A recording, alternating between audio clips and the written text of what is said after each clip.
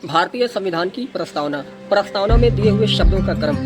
पहला है संपूर्ण प्रभुत्व संपन्न, दूसरा है समाजवादी, तीसरा है पंथ निरपेक्ष, चौथा है लोकतंत्र, पांचवा है गणराज्य। यहाँ संपूर्ण प्रभुत्व संपन्न का अर्थ है भारत अर्थात इंडिया किसी भी आंतरिक या बाह्य शक्ति के अधीन नहीं है। सामान्य शब्द में कहा जाए तो भारत किसी भी देश का गुलाम नहीं है। दूसरा है समाजवाद, यानी भारत में सामाजिक व्यवस्था होगी अर्थात सभी के साथ सम्मान पूर्वक और समान व्यवहार किया जाएगा।